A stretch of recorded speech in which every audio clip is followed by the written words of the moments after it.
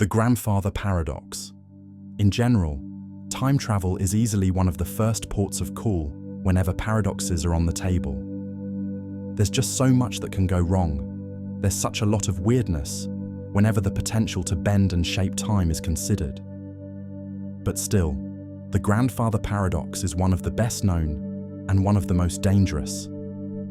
In short, it asks, what would happen if time travel were possible and you traveled back in time and did something to prevent your own existence, such as killing your grandfather before your parent was conceived? The problem being that, if you did that, you then wouldn't be able to travel back in time to kill your grandfather in the first place, because you don't exist.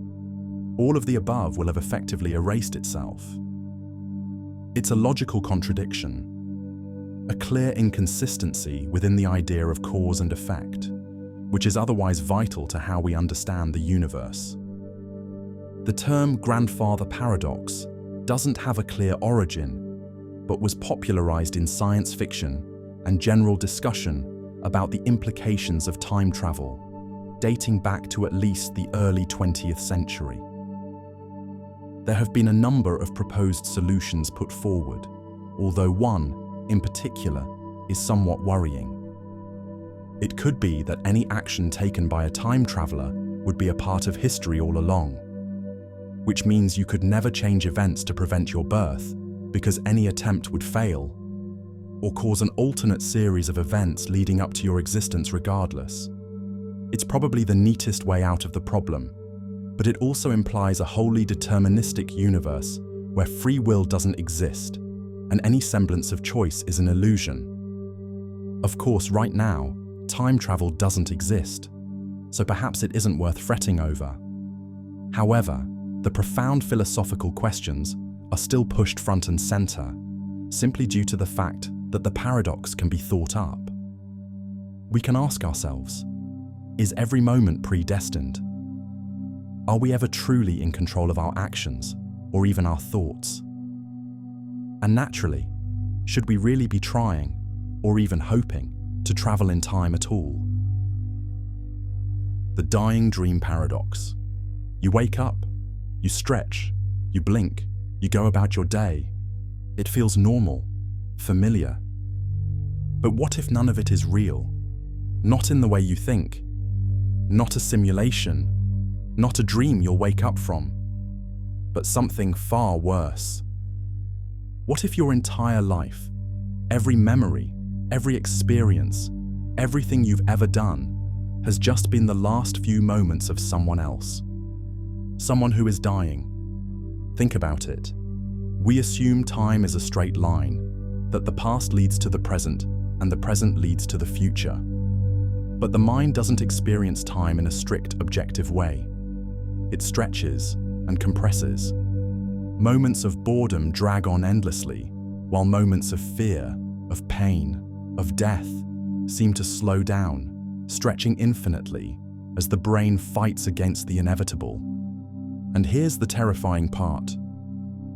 The last few seconds of consciousness before death might not feel like seconds at all.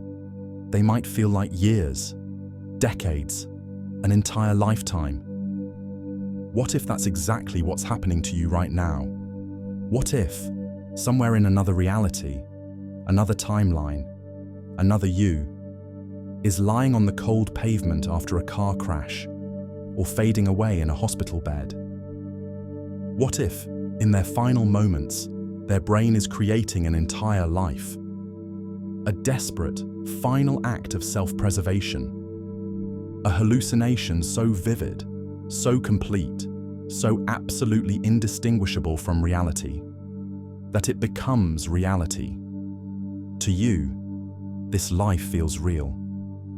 You remember a childhood. You remember growing up.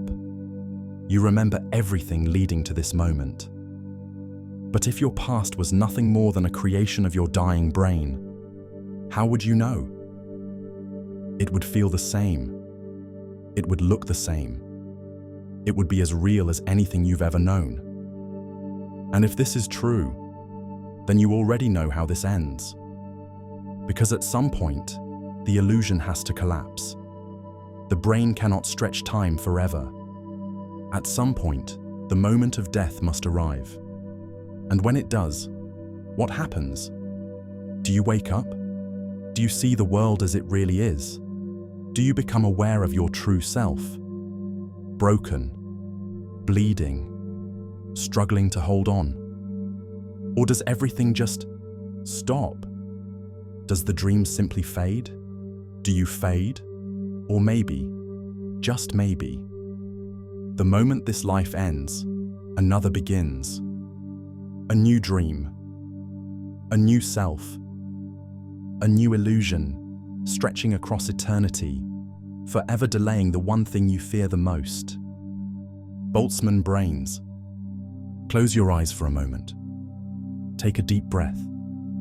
Try to remember something from your past, your childhood home, the way your mother's voice sounded when she called your name, the first time you felt fear, the first time you felt love. It all feels real, doesn't it? But what if I told you that none of it ever happened? Not just that your memories are false or distorted, not just that your past is a little different than you remember, but that your entire existence, all of it, was created moments ago. That everything you think you've lived through is nothing more than an illusion. It sounds ridiculous, impossible, but if the universe is infinite, if time stretches endlessly in all directions, then the impossible stops being impossible. And this is where things take a turn. Because in an infinite universe, randomness rules. Particles collide, recombine, and form endless variations of everything imaginable. Galaxies, stars, planets, and maybe even minds. That's where you come in. The Boltzmann brain hypothesis suggests that, given enough time, the random fluctuations of the universe could assemble something as complex as a single, self-aware consciousness. Not through evolution, not through biology, but by pure chance. A floating mind. A brain in the void. Fully formed. Fully conscious. And it wouldn't just appear as an empty shell. No, that wouldn't be enough. Because a brain without context isn't a mind. It wouldn't function. So this randomly assembled brain, this Boltzmann brain, wouldn't just exist. It would come preloaded with memories. Memories of a life that never happened. A childhood that never was. A world that doesn't exist. Right now, you believe you have lived for years, decades even. You believe you had a yesterday, that the world has history, that there is something solid and unchanging behind you. But that belief, it's just a part of the illusion. Because if a Boltzmann brain spontaneously formed right now, right this second, it wouldn't know the difference. It would think it had always existed. It would think it had a past. It would think it had lived, loved, suffered. It would think it was you. So now the question isn't whether Boltzmann brains could exist. It's whether you are one. How would you know?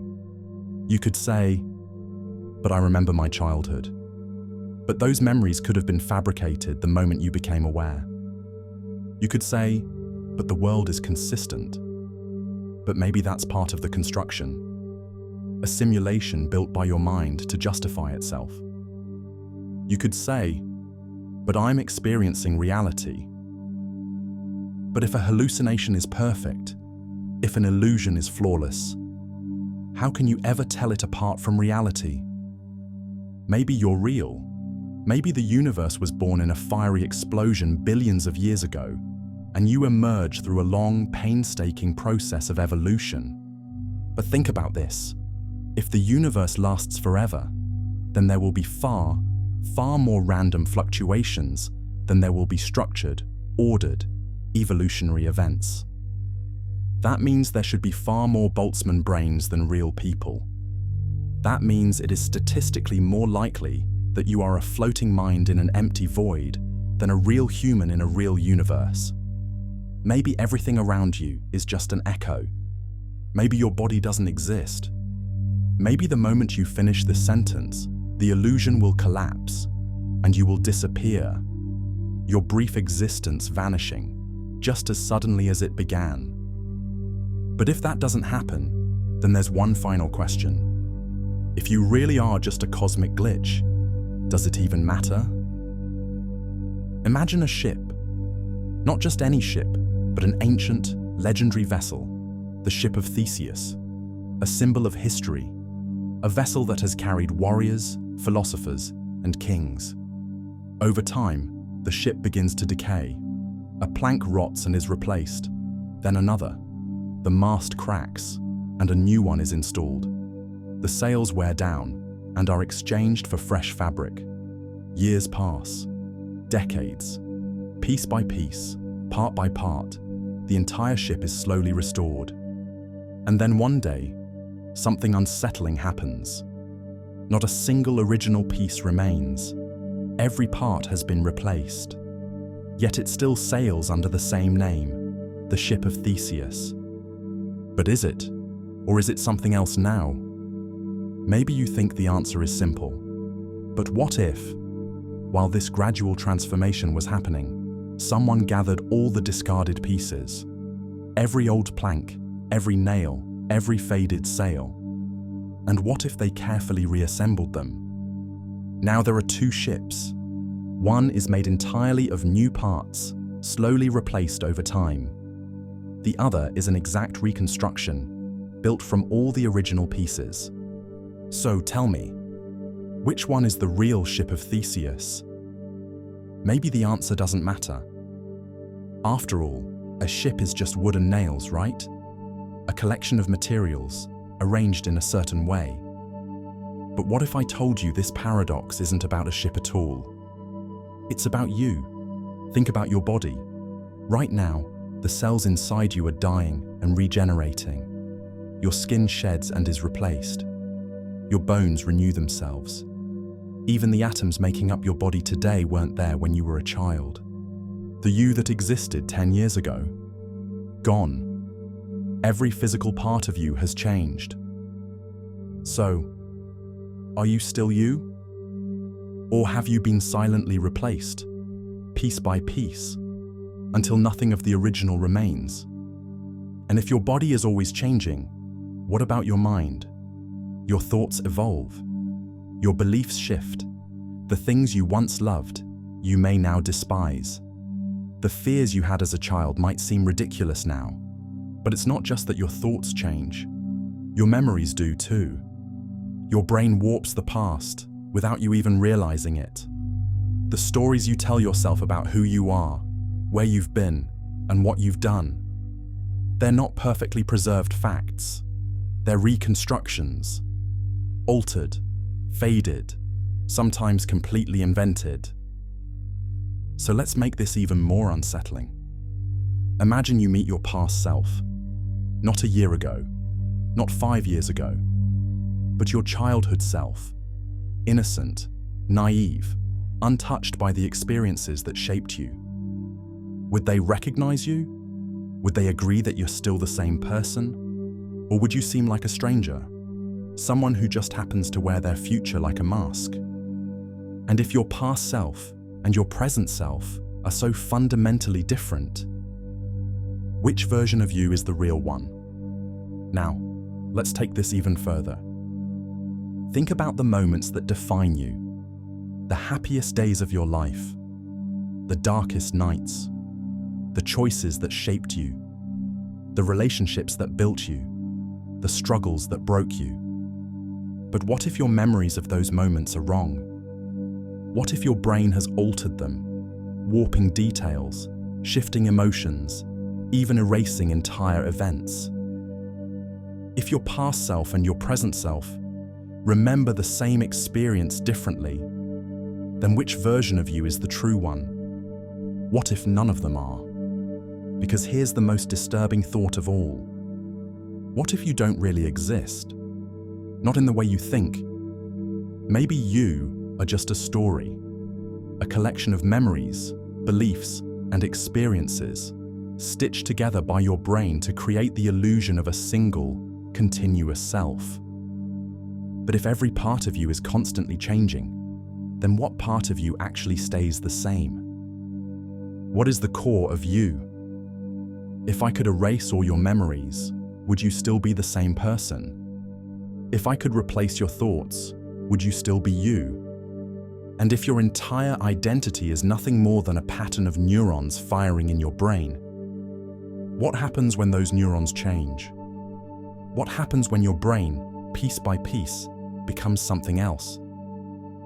Maybe there is no single, true you. Maybe you're just a ship, endlessly rebuilt, always sailing forward, never truly the same from one moment to the next. And if that's true, then who are you, really? Let's change the scenario. What if someone built a perfect copy of you? Same memories, same thoughts, same personality, same everything. If they stood in front of you, would they be you? Or would they be a separate person, a duplicate, a shadow, an imposter? And if they aren't you, why not? If every physical part of you has changed over time, and if your mind is nothing but an evolving collection of thoughts, then isn't your current self just another copy of the person you used to be? So at what point does a copy become something new? At what point do you stop being you? Or is identity just a fragile, fleeting illusion? Something we cling to in order to make sense of a world that never stops changing? Maybe none of this matters. Maybe identity is just a concept we invented, a way to describe something that never truly existed to begin with. But if that's the case, then who is the person listening to these words right now? Who is the person asking these questions? Are you still you, or have you already become someone else? The Cannibal Paradox. It starts with hunger, not the kind you satisfy with a snack. Not the kind that lingers before dinner, the real kind. The kind that gnaws at your ribs, hollows out your thoughts, turns survival into instinct. The kind that makes a person look at another person and see something else. Meat. Now imagine this. One human consumes another. Muscle, fat, bone marrow, all broken down, absorbed, repurposed. The cells of the consumed don't just disappear. They become energy, fuel, flesh. They become part of something new. A paradox emerges. We think of death as an ending, a line drawn between existence and nothingness. But if a person's body is consumed and their biological matter is assimilated into another, have they really died? Or have they in some way survived? Think about what makes you you. Your body is constantly changing. Old cells die, new ones take their place. The physical components of you today are not the same ones that made up you 10 years ago. And yet, you still feel like yourself. So, if parts of you could be swapped out, destroyed, replaced, and you remain the same person, what happens when your parts become someone else's? What if your identity isn't tied to the specific cells in your body, but to the continuity of those cells? Now, let's push it further. If a person is eaten and their cells live on in the consumer's body, where do they end and the other person begin? Are they fully dead, or have they simply been transferred? Let's make it personal. Imagine you die. Your body doesn't decompose into the earth, doesn't turn to dust. Instead, it is consumed. Your flesh is broken down. Your energy becomes another person's energy. Your cells become part of them. And then, sometime later, that person looks in the mirror and feels different. A thought enters their mind. A thought that shouldn't be there. A memory they never lived. Something that belonged to you. Could consciousness be passed along with flesh? Could fragments of the consumed remain, not just biologically but mentally? Could some deep, unspoken part of the eater remember what it was like to be the eaten? Now, let's take it to the extreme. A person, over time, consumes only one individual. Slowly, piece by piece, cell by cell, their body is rebuilt using the biological material of the one they devoured. Their muscles, their bones, their organs, even the neurons in their brain, restructured from what was once someone else. At what point does the distinction disappear? At what point does the eater become the eaten? Maybe identity isn't something we own. Maybe it's something that shifts, flows, migrates. Maybe we are never fully ourselves, just temporary collections of borrowed matter. And if that's the case, then maybe death isn't what we thought it was. The Cobra Effect.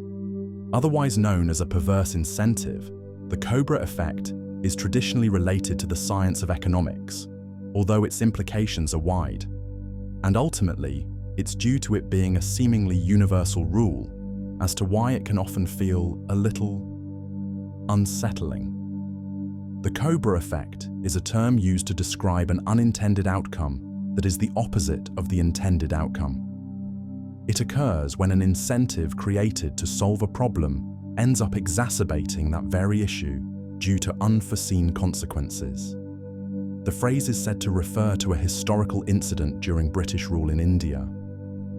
So the story goes, to reduce the number of venomous cobras, authorities at the time offered a bounty for every dead snake brought in by citizens.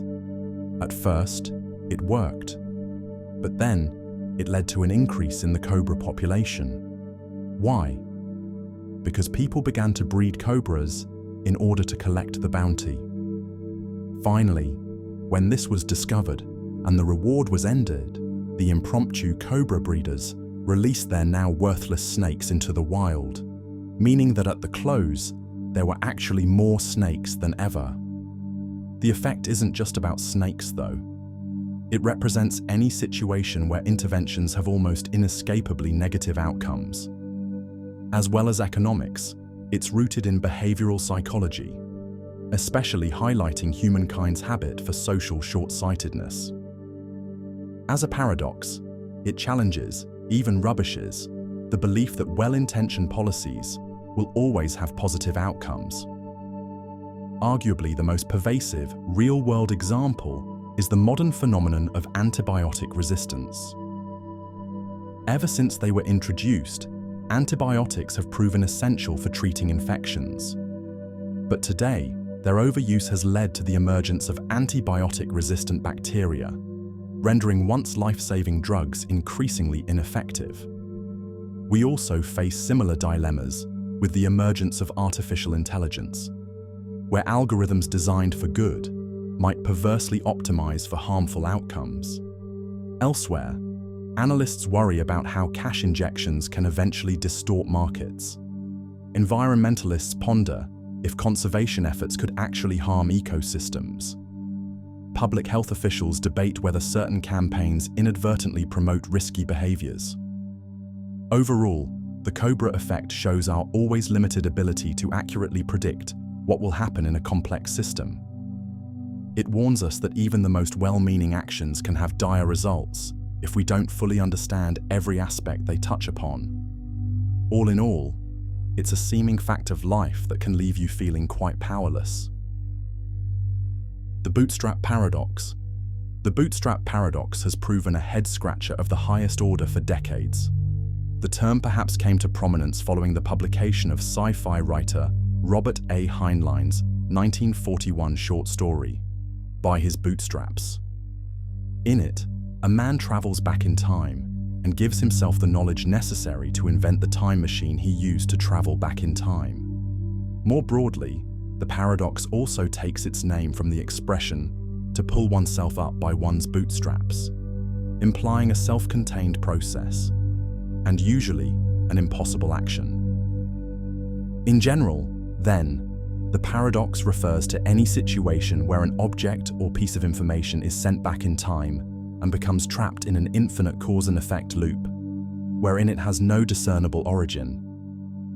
Imagine someone travels back in time with a scientific paper containing groundbreaking equations. They give this paper to a young scientist who then publishes these findings as their own work. As time progresses, the equations become famous until another person decides to take them back in time again, repeating the cycle endlessly. Where did those equations originally come from if they were never independently created? Similarly, consider going back in time and giving William Shakespeare a copy of Hamlet before he writes it. Where did Hamlet originate? Or taking a wheel back to the Stone Age, how was the wheel invented? While closely related to other temporal paradoxes, like the Grandfather Paradox, the Bootstrap problem focuses specifically on informational or physical anomalies, rather than changes to timelines. On the one hand, it arguably suggests that time travel will never be possible, because such informational headaches should be all around us if it were. But on the other, could it imply not only that time travel is possible, but that we're all hopelessly trapped within the fixed parameters of it, by default? It's an idea that challenges foundational principles. The very nature of science relies on traceable chains of evidence and causation. An uncaused event simply doesn't fit, and that's enough to leave even the smartest of us at a complete loss. Infinite divisibility. The notion of infinity is easily one of the most fascinating in all of science and philosophy, but depending on how you look at it, it can either prove a source of immeasurable wonder, or it can send you spiraling into never-ending despair. In general, infinite divisibility is the seeming paradox that suggests an object could be divided in half an infinite number of times without ever reaching an indivisible limit. Theoretically, it shouldn't even matter if there really was a bottommost unit for whatever it was you were dividing into two. The divider should still be able to half and half and half again, forever. It ties back to ancient Greece with what have come to be known as Zeno's paradoxes. The most famous one, Achilles and the tortoise, tells us about a race where the swift Achilles gives a tortoise a head start. But, although Achilles runs much faster, by the time he reaches where the tortoise was, it has moved forward slightly. According to Zeno's reasoning, since there are infinitely many points Achilles must reach where the tortoise has been before overtaking it, he can never actually pass it. This introduces the idea that space could be infinitely divisible, while at the same time remaining logically absurd. More practically, it's something that collides with the principles of quantum mechanics. Atoms were once thought to be indivisible, hence their name derived from atomos, which means uncuttable. But of course, now we know that actually, they consist of smaller particles like protons and electrons. We then know of further subatomic entities like quarks and leptons. But could we, due to infinite divisibility, keep going? Some believe that there must be fundamental limits, such as at the Planck length, beyond which space-time really doesn't have any physical meaning and cannot be further divided. But that's also a logical stumbling block, because, again logically, something can always be halved. Mathematically speaking, numbers certainly are infinitely divisible. You can always find another fraction between two numbers, no matter how close they are together. But the fact is that when that's applied to physical reality, such as for distance, matter, or even for time, it becomes troublesome. Troublesome to the point that, somewhat ironically, no one could ever spend quite enough time trying to work it all out. Hilbert's hotel.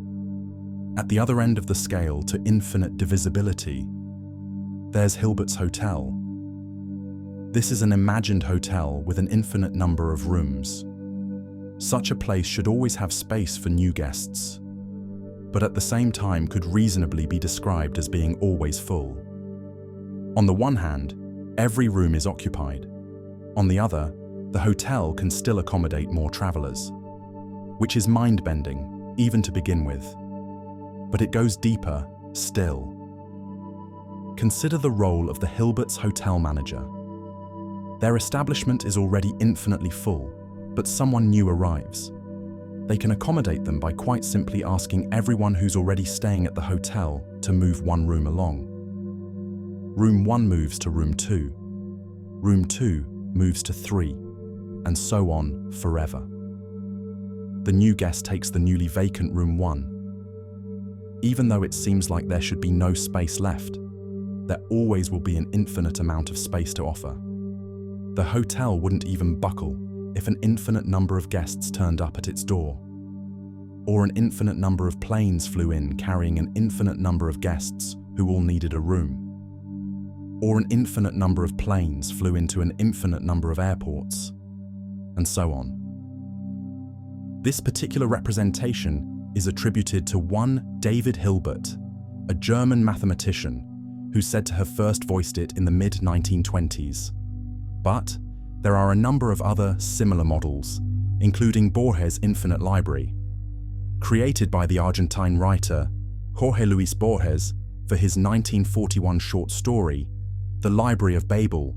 This is an endless world filled with books containing every possible combination of letters. In practice, this means that the library houses an infinite amount of knowledge and gibberish alike. Open any book, and you may well find whatever's written in it to be indecipherable.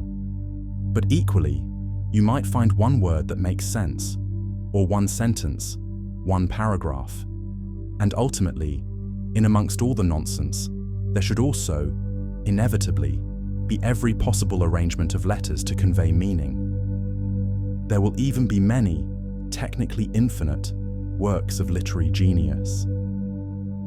One other way of approaching this is via what's known as the infinite monkey theorem, which suggests that given an infinite number of monkeys hitting keys at random on typewriters over the course of an infinite amount of time, they will almost surely type out any given text, even the complete works of Shakespeare. As fun as all this is to contemplate, however, it's also cause for some to lose sleep. Returning to Hilbert's hotel, and if it never stops, then what does that say about the so-called fundamentals of physics? For example, the total energy required to run the hotel would also be infinite, therefore violating the laws of thermodynamics. What's more, the process of organizing an infinite number of guests requires an infinite amount of time and resources. But can any computational process handle that? In reality, even in terms of pure space, and even if the universe were proven beyond doubt to be infinite, in itself, then could there ever be enough space to accommodate Hilbert's hotel? Which infinity wins out? How is anything ever resolved if it simply carries on and on and on? The twin paradox. Whenever there's talk of paradoxes, it isn't long before one Albert Einstein is mentioned. And here's where possibly the most famous scientist of all time really enters the fray, thanks to a thought experiment and physical reality that's all tied up with his theories of special relativity. Picture identical twins, Bob and Alice. Bob stays on Earth, while Alice travels on a spaceship to a distant star and back again. According to the theory of special relativity, time dilation occurs for objects in motion relative to an observer. Time isn't absolute, but relative. It can pass at different rates for different observers, depending on their relative speeds. In the context of the fate of our twins, this ultimately means that time passes slower for Alice on her spaceship, which is perhaps approaching light speed, than it does for Bob on Earth. From Bob's perspective, Alice's journey to wherever it is she's going could take many years. However, from Alice's perspective, zooming through space, although still apparently aging at the same rate, it's a journey that's taken much less time when she returns to Earth, due to time dilation. Therefore, when Alice arrives back, she's younger than Bob, despite being the same age when they parted ways. In extreme cases, the spacefaring twin may even have missed the entirety of their sibling's life. decades of real-time experiences, despite themselves feeling as though they've only been away for a short time.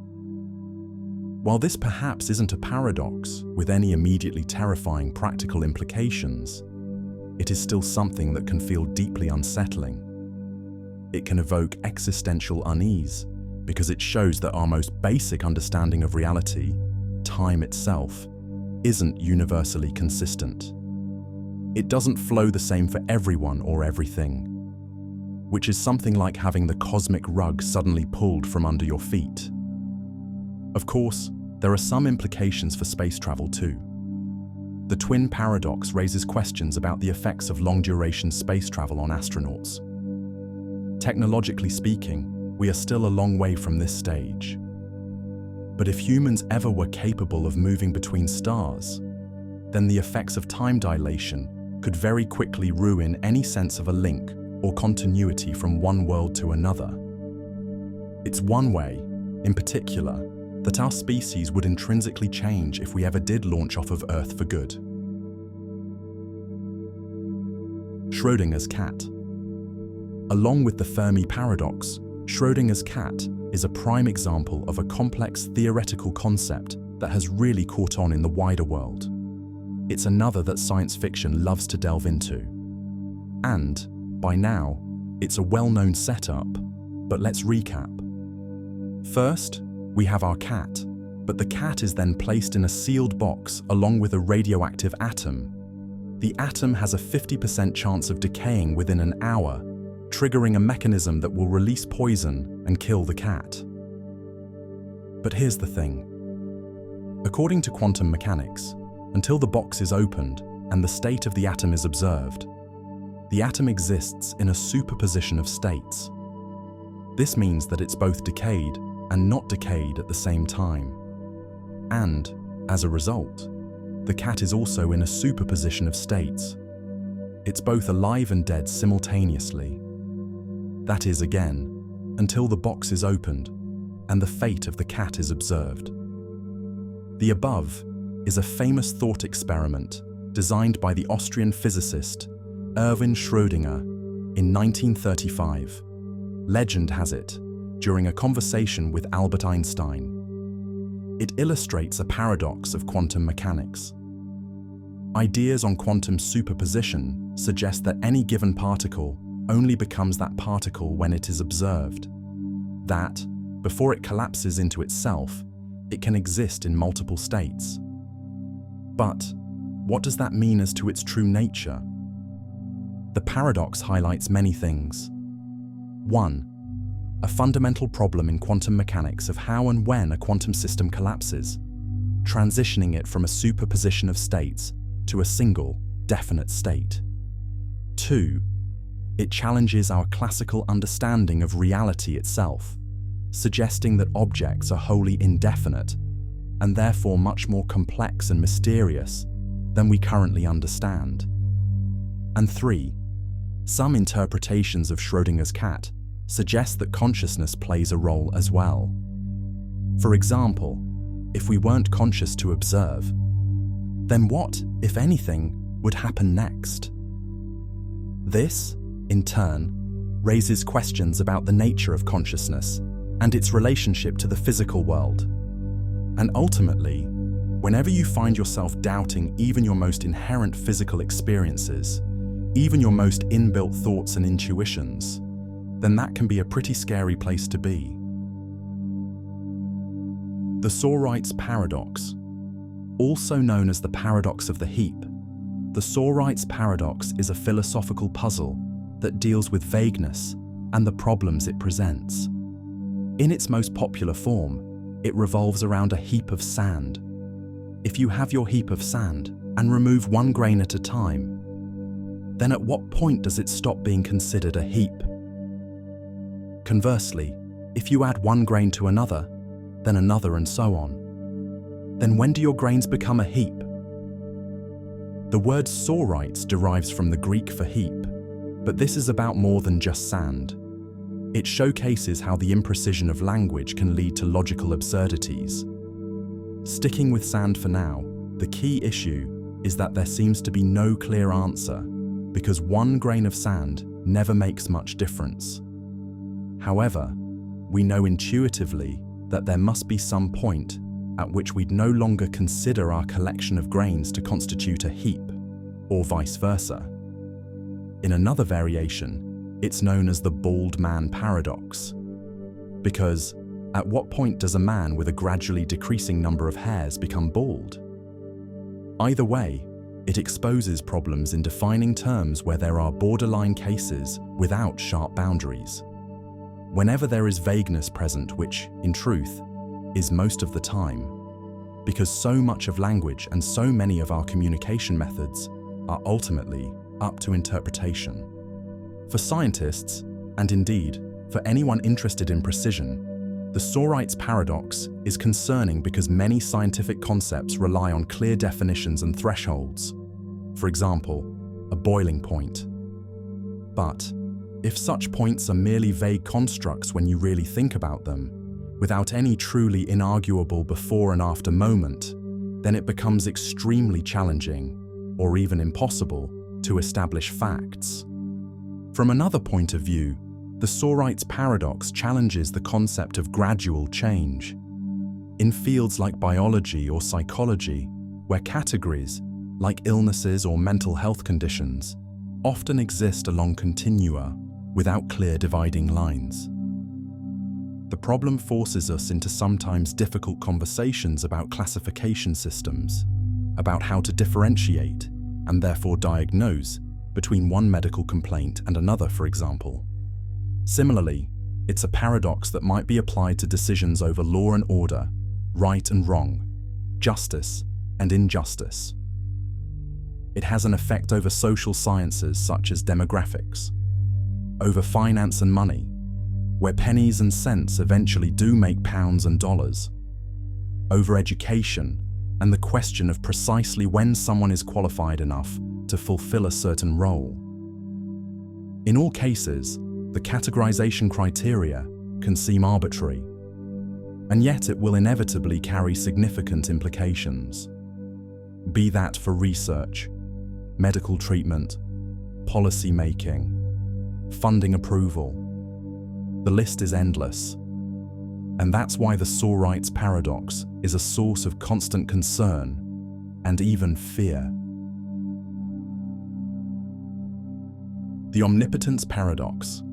If you ever find yourself questioning the existence of God, then perhaps this is the paradox for you, in particular.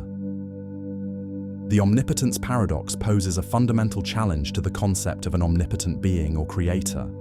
It asks the question, can an omnipotent being create a stone that they cannot lift? If they can create such a stone, then their omnipotence is limited by their inability to lift it. However, if they cannot create such a stone, then their omnipotence is limited by their inability to create it. For some, this is simply enough to prove that God doesn't exist. It's a logical conundrum that just doesn't fit with the beliefs and stories regarding an all-seeing, all-powerful, supernatural force.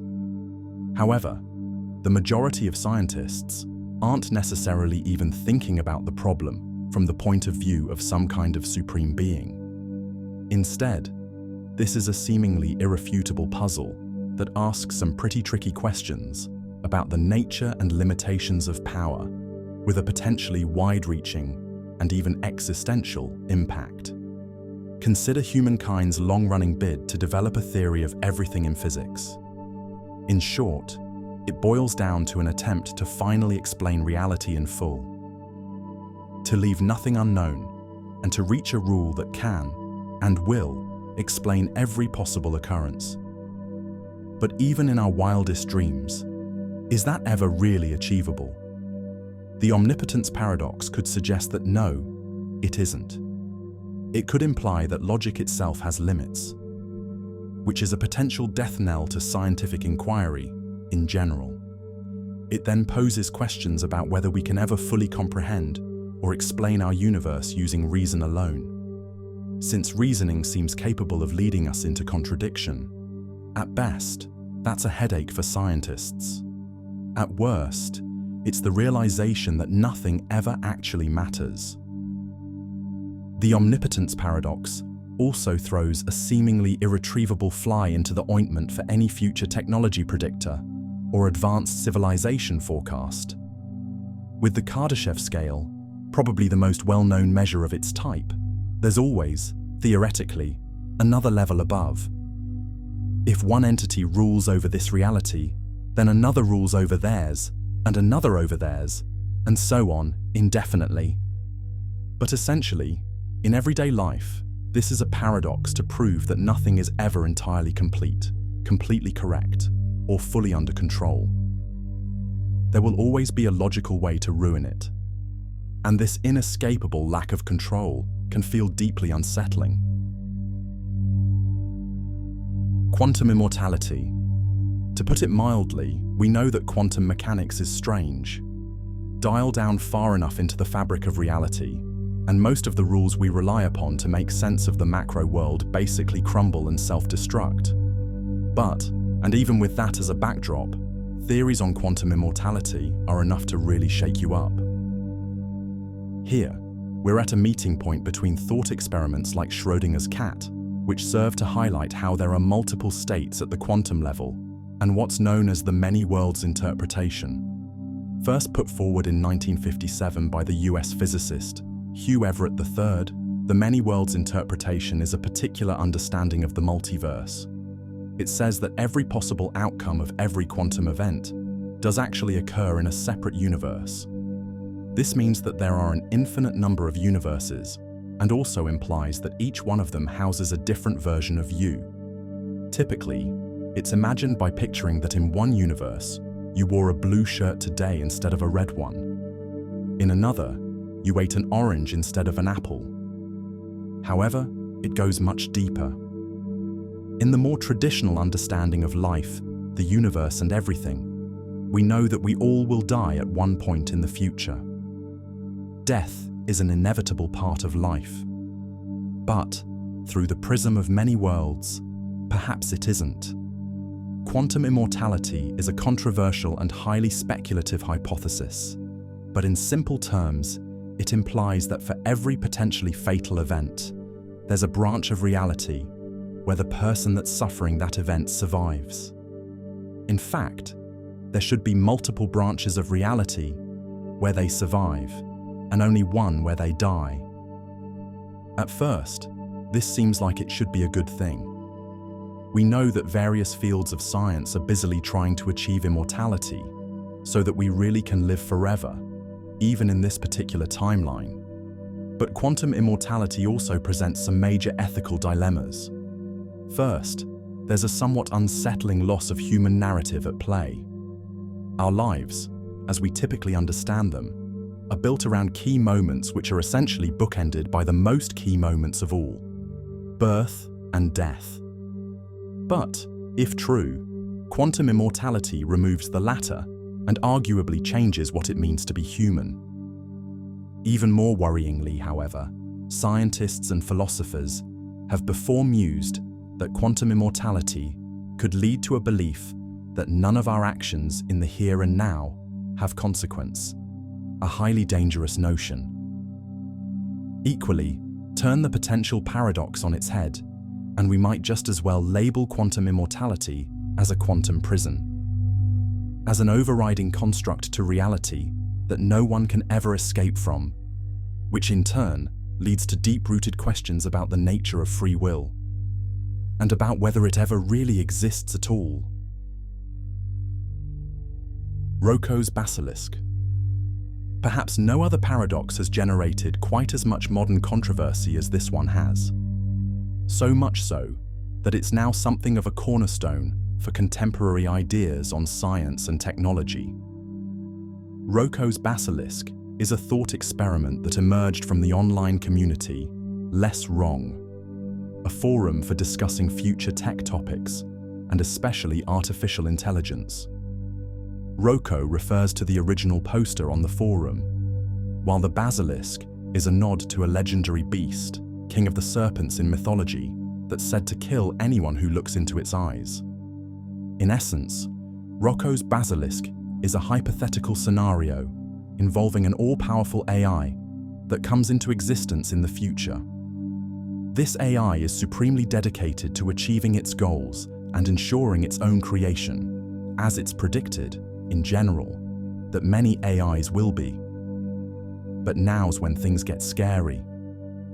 The paradox suggests that this particular AI would punish those who knew about its possible existence, but did nothing to help it achieve its goal.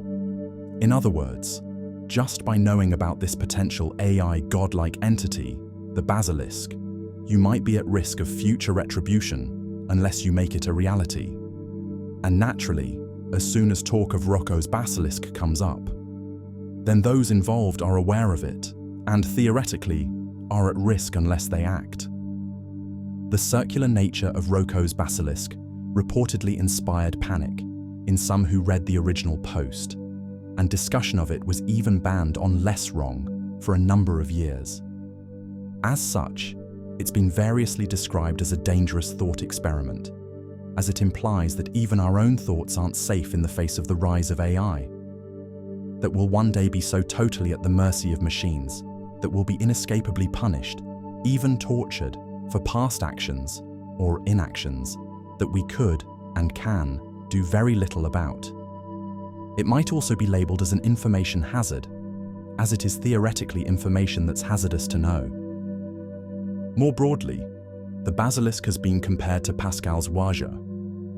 Attributed to the 17th century French philosopher Blaise Pascal, it's a proposed gamble on belief in God, arguing that if God exists and you believe, you gain everything, such as eternal life.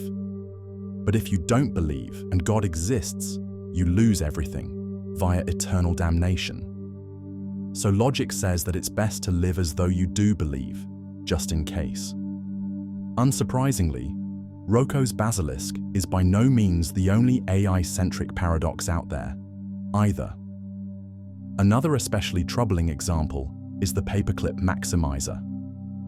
Proposed in 2003 by the Swedish philosopher Nick Bostrom, it suggests that an AI designed to make paperclips could ultimately decide to make paperclips until the universe is nothing but paperclips.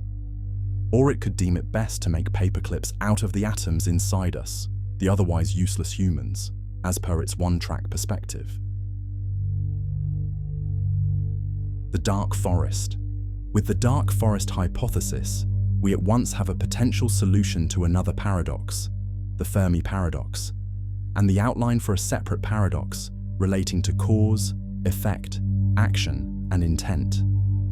The dark forest is primarily a thought experiment that explores the potential dangers of revealing oneself to other civilizations in the vastness of space.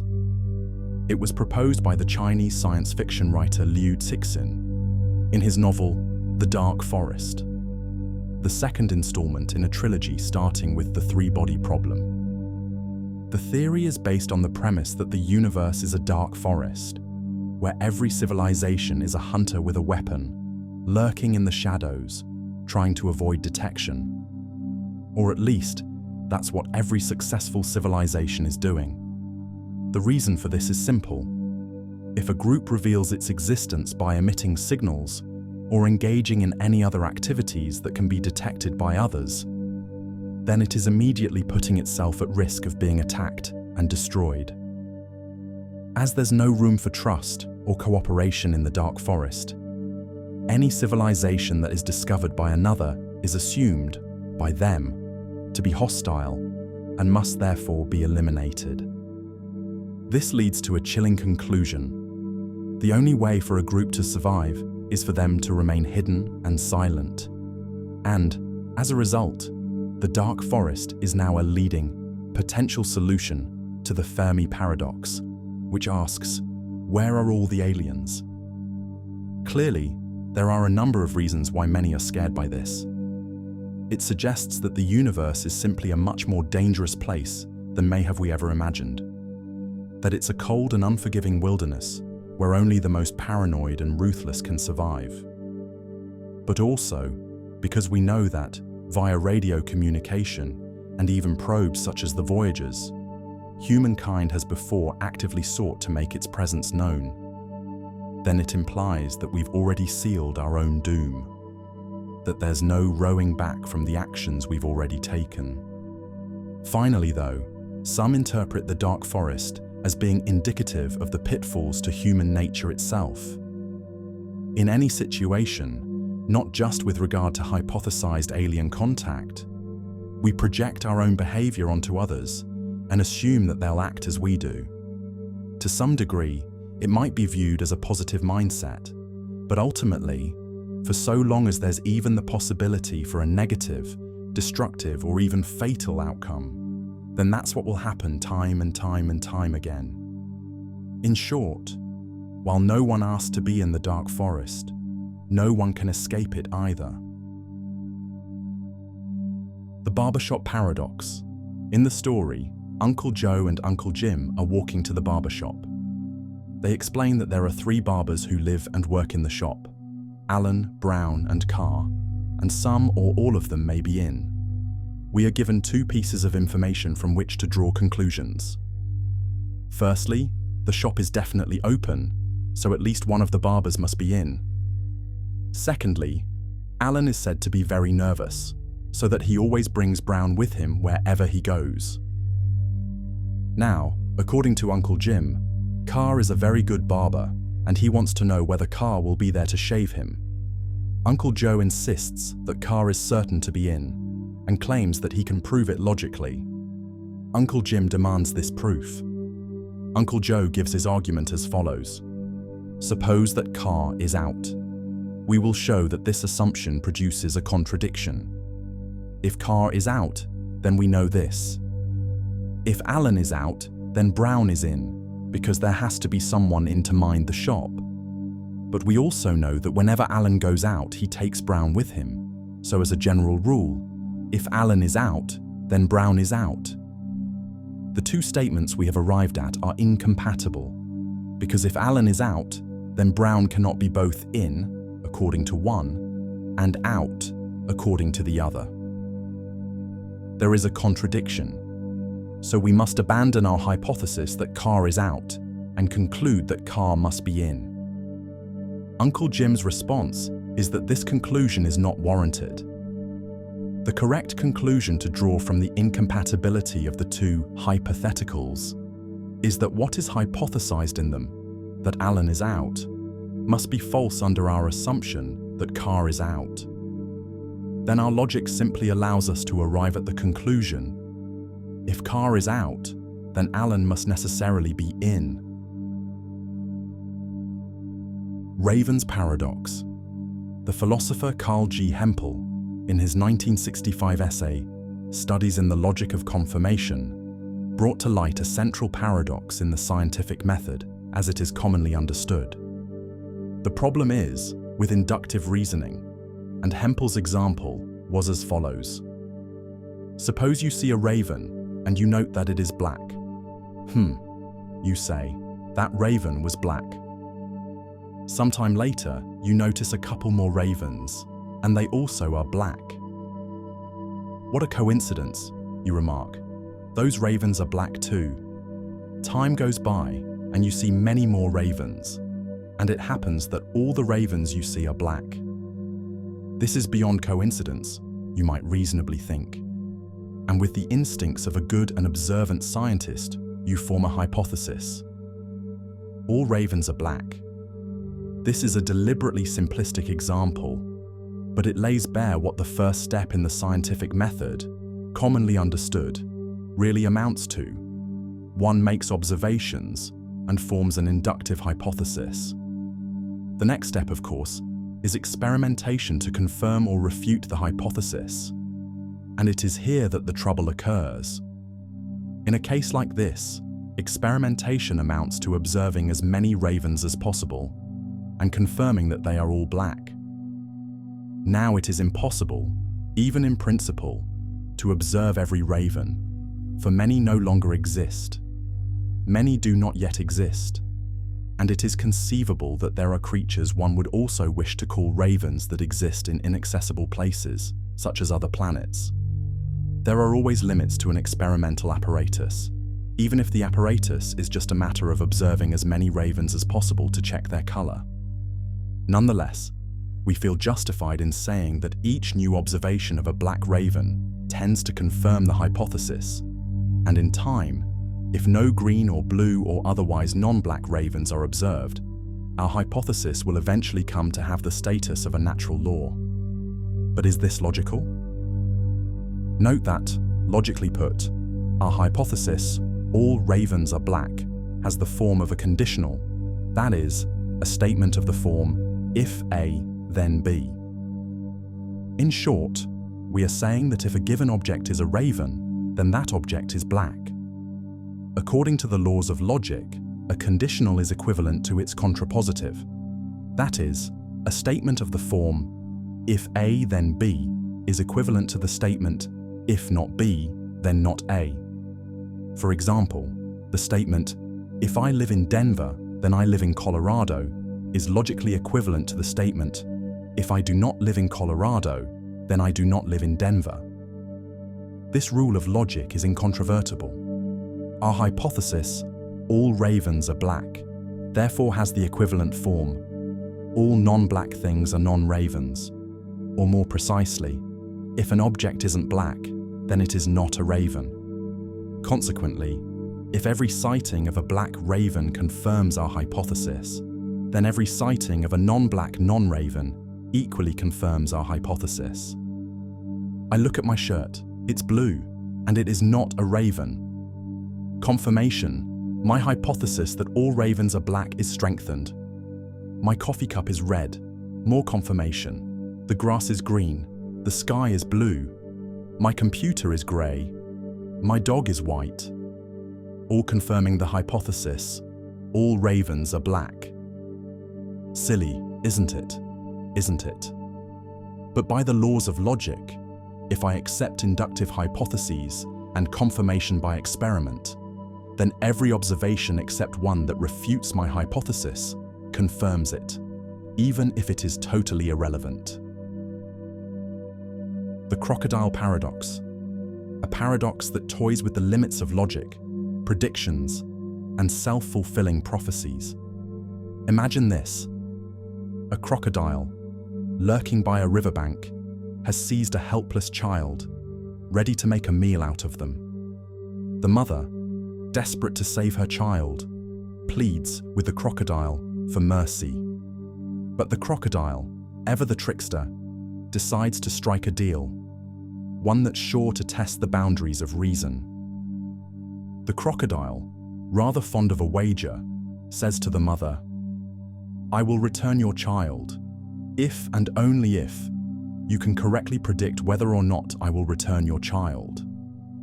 Now, at first glance, the situation seems straightforward. If the mother predicts that the crocodile will return the child, she would expect the child to be freed, and the crocodile to honor his word.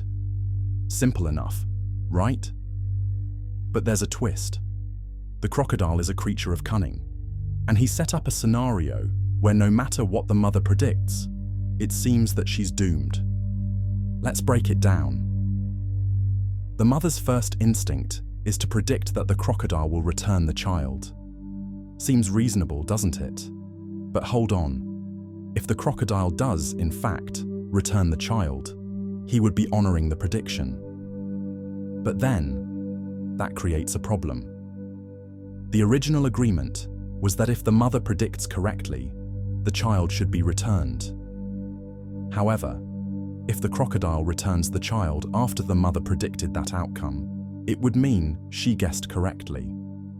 And that would mean the crocodile should eat the child instead, because she predicted the child would be returned.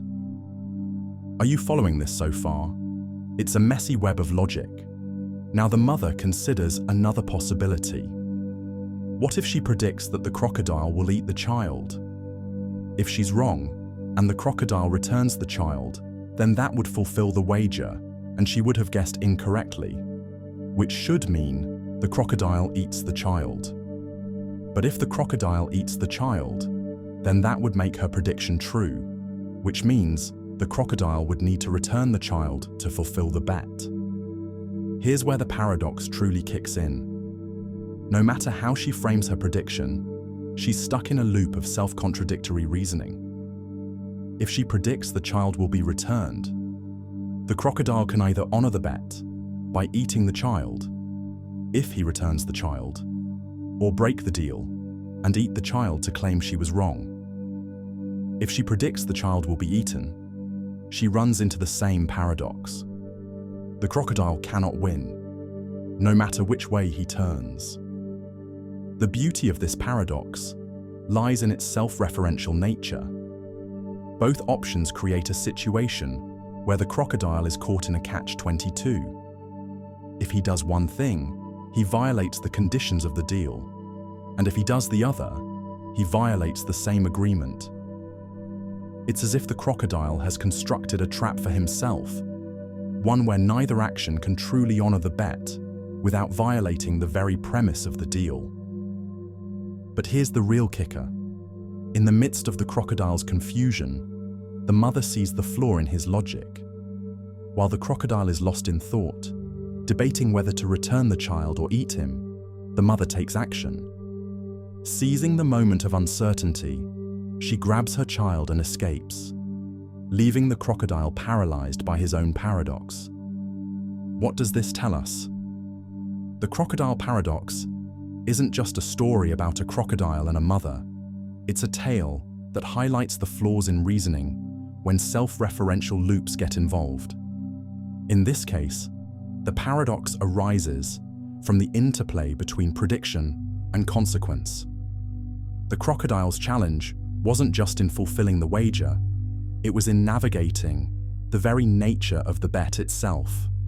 In the end, logic and reason become twisted into an unresolvable dilemma. The mother, smart as she is, escapes because she sees the logical trap that the crocodile set for himself. This paradox isn't just for fun, it's also a fascinating exploration of logic, decision-making, and the consequences of making promises that depend on contradictory actions.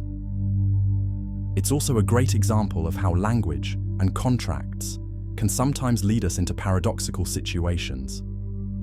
It raises the question, can a promise or agreement be valid if fulfilling it is logically impossible? In real-world situations, we often see similar dilemmas in contracts, legal rulings, and moral decisions. How do we handle situations where fulfilling one condition violates another? How do we navigate the complex web of self-referential logic in our daily lives? Whether we're making a simple promise, entering a contract, or facing a complex moral decision, the Crocodile Paradox reminds us that sometimes logic can lead us into dead ends, where every option seems both right and wrong at the same time. So, what's the moral of the story? It's simple. When dealing with paradoxes like the Crocodile Paradox, you might just find that the best solution isn't solving the problem at all. Sometimes, taking action when logic fails is the only way out. And as for the crocodile, well, let's just say he'll have to rethink his betting strategies next time.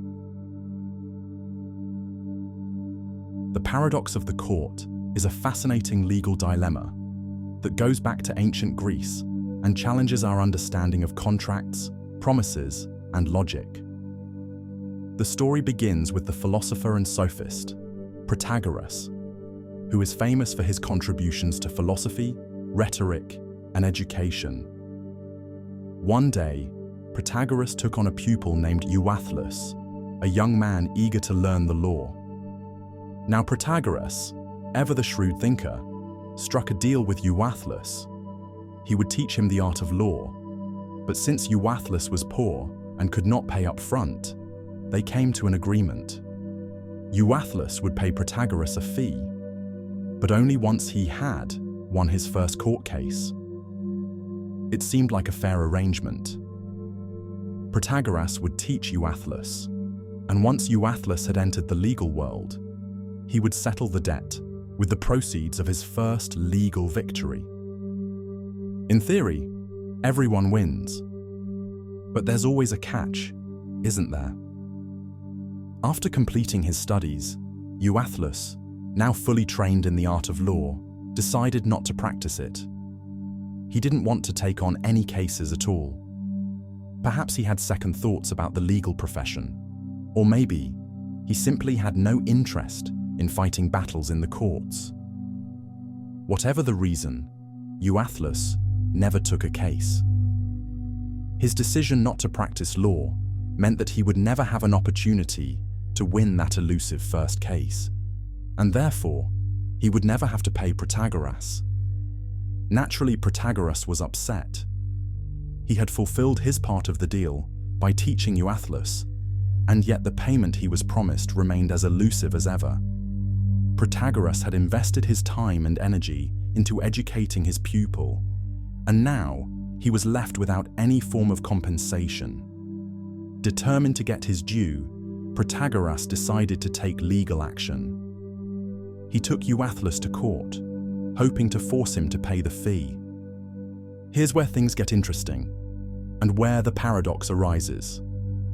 Protagoras, ever the philosopher, made a curious argument in court. He claimed that, no matter what the court decided, he was entitled to be paid.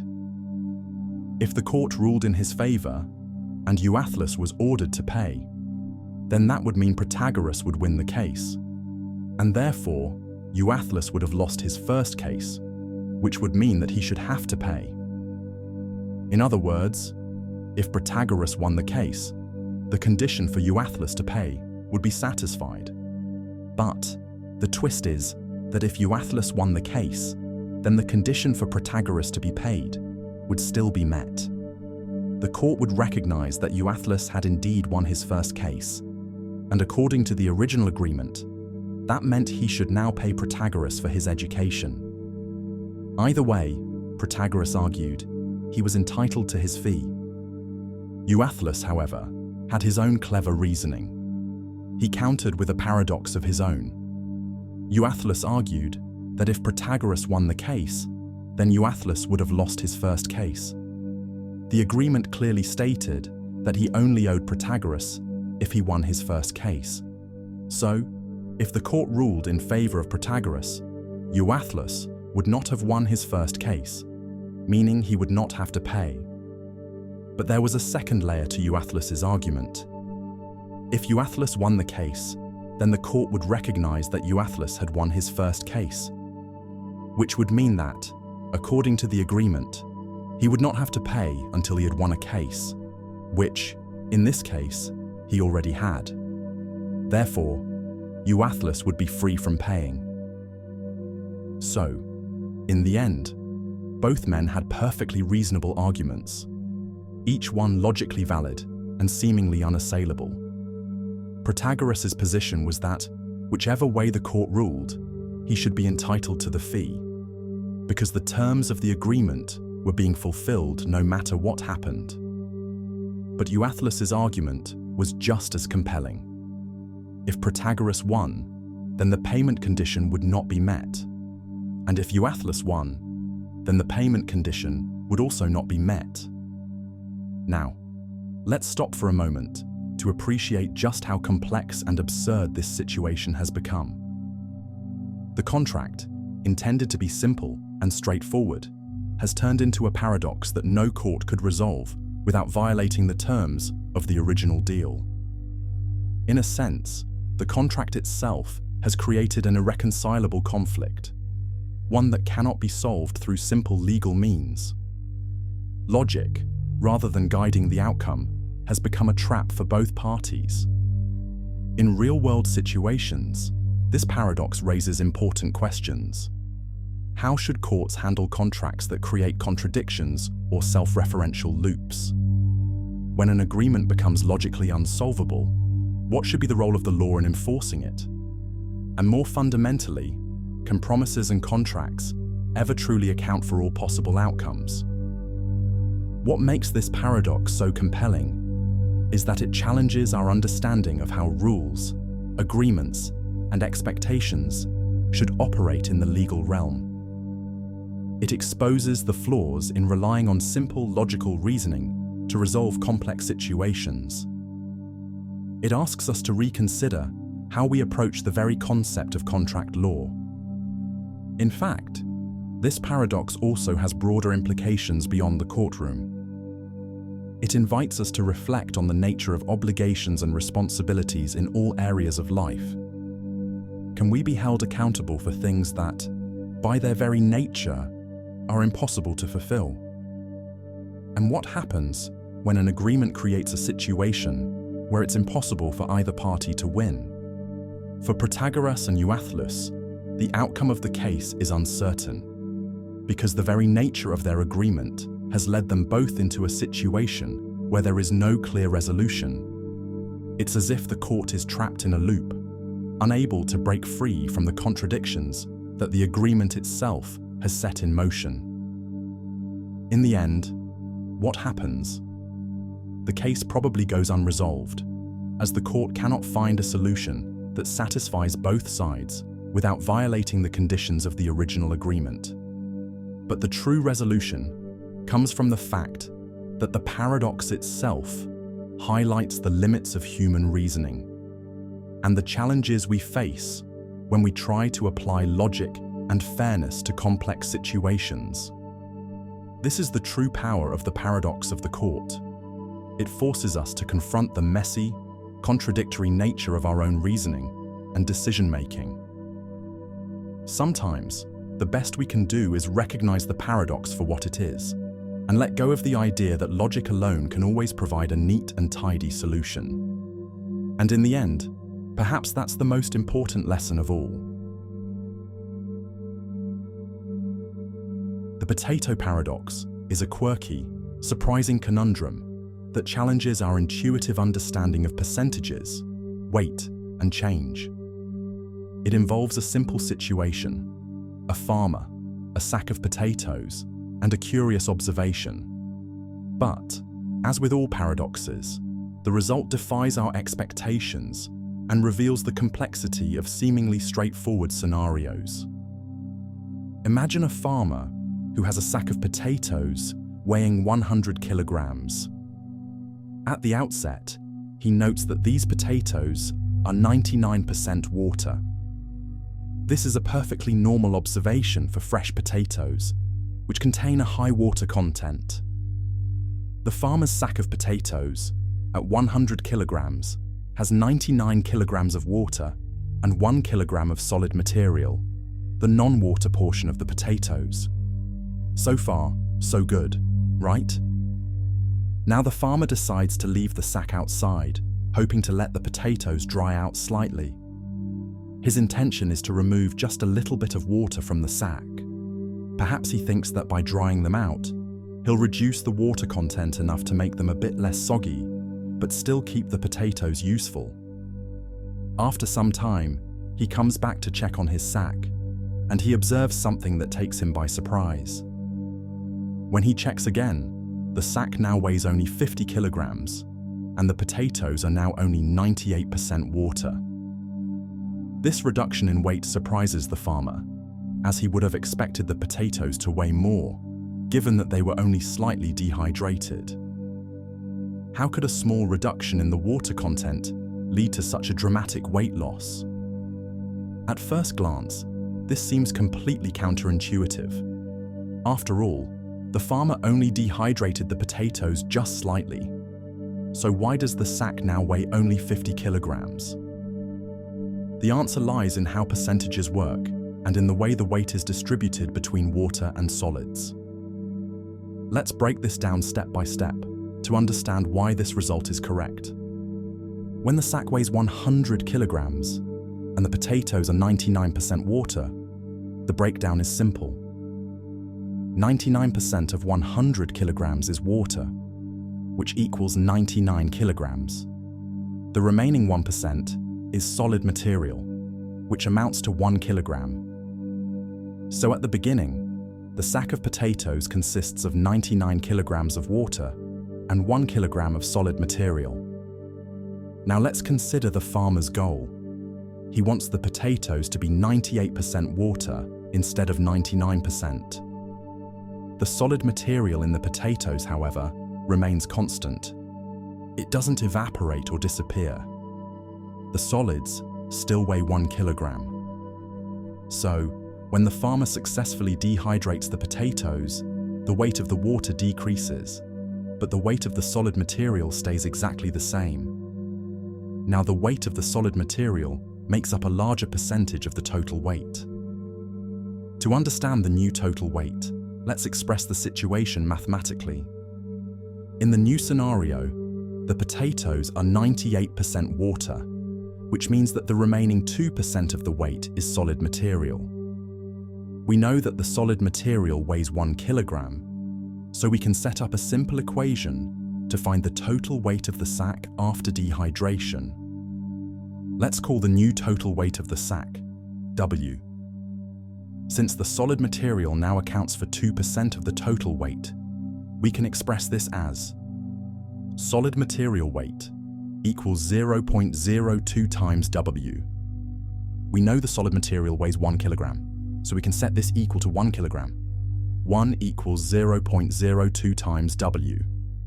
Solving for W, we get W equals 1 divided by 0.0. 2 equals 50 kilograms. So the total weight of the sack, after the potatoes have been dehydrated to 98% water, is 50 kilograms. This means that the water now weighs 49 kilograms, making up 98% of the total weight. The solid material still weighs 1 kilogram, but now it accounts for 2% of the total weight. At first, this might seem perplexing. The farmer only removed a small amount of water, so why did the sack lose so much weight? The key is in the way percentages work.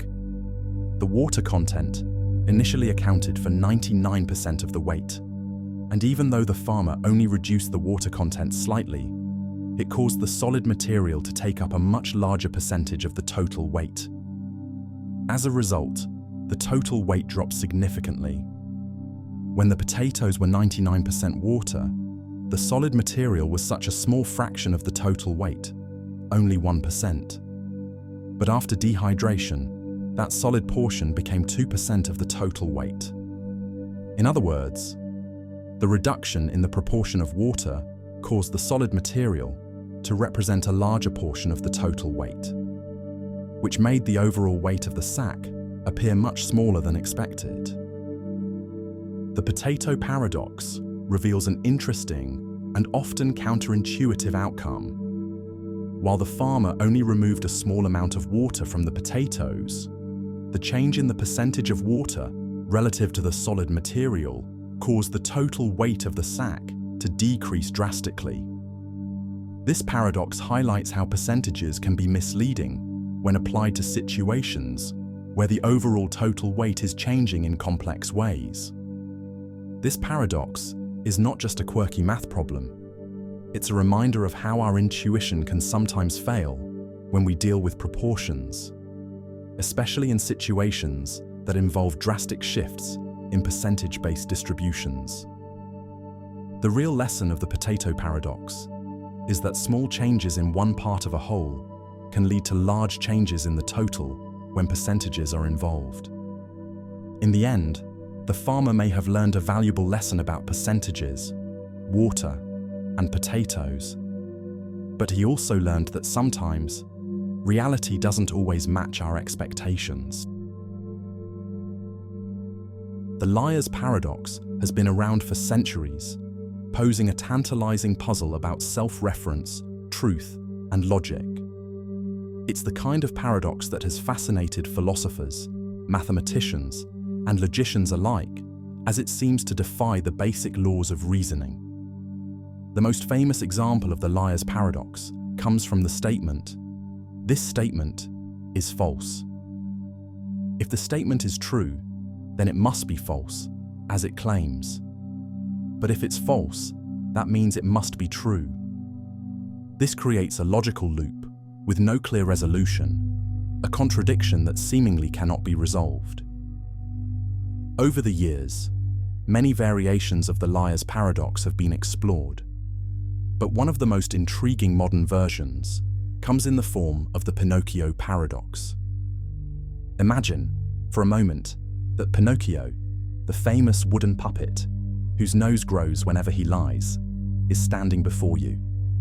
He looks you in the eye and says, "My nose grows longer now." Immediately, a chill runs down your spine as you realize the trouble this statement poses. You see, the very nature of Pinocchio's nose is tied to the truthfulness of his statements. If he tells a lie, his nose grows longer. But if he tells the truth, it doesn't grow at all. This is the setup for the Pinocchio Paradox, and it's a situation where simple logic becomes deeply entangled. If we assume that Pinocchio is telling the truth with his statement, then it follows that his nose should grow longer. But, as we know, Pinocchio's nose only grows when he's lying. So if his nose grows longer, it means he must have been lying, which directly contradicts the assumption that he was telling the truth. But if Pinocchio's nose doesn't grow longer, then it means his statement that "my nose grows longer now" is false. But if the statement is false, then his nose should have grown longer because he would be lying, which means that once again, his statement is true. Do you see the loop forming? This paradox is so perplexing because it traps us in a cycle of contradictions. It's not just a philosophical curiosity, it's a genuine puzzle that plays with the boundaries of truth and falsehood. The Pinocchio Paradox takes the well-known structure of the liar's paradox and adds a visual and physical component, making it even more tangible and harder to escape from. It turns a verbal paradox into one that you can almost feel, as if the growing nose itself is mocking your inability to resolve the conflict. Peter Eldridge Smith, a philosopher, is credited with bringing this version of the paradox into the modern world in 2001. But what's particularly fascinating is how the paradox was first introduced. According to Eldridge Smith, the paradox came to him through his 11-year-old daughter, who had no formal training in philosophy, but had a sharp and inquisitive mind. In their conversation, she said something along the lines of, "Pinocchio's nose will grow if and only if it does not," which is a beautifully succinct way of capturing the essence of the paradox. This simple yet powerful statement encapsulates the dilemma perfectly. Pinocchio's nose will grow if it doesn't grow, and it won't grow if it does grow. It's a perfect paradox.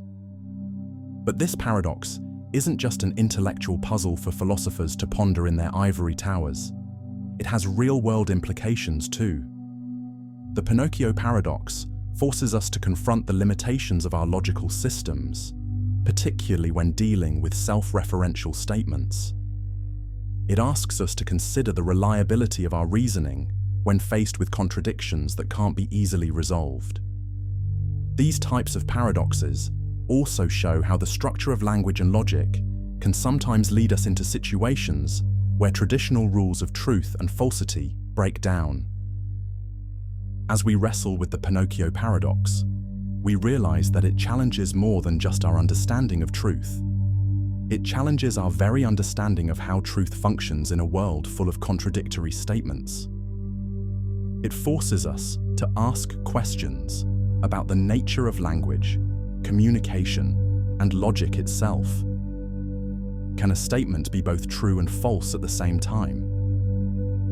Can we have a situation where both truth and falsehood coexist, depending on how we choose to look at it?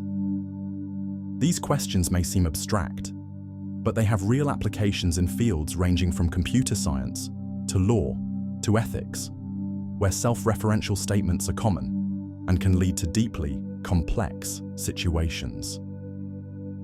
One way to think about this paradox is through the lens of recursion, a process in which an idea or function refers to itself in some way. In mathematics and computer science, recursion is a common and useful concept. However, when it comes to logical statements, recursion can create loops that spiral into infinite regress, much like the Pinocchio Paradox. For instance, in programming, certain recursive functions can cause a program to run endlessly, repeating the same steps over and over without reaching a conclusion. Similarly, the Pinocchio paradox traps us in a loop where no matter what we conclude, the statement remains unresolved. But is there a way out of this paradox? Some philosophers and logicians have suggested that paradoxes like this, one, point to deeper issues in our understanding of truth.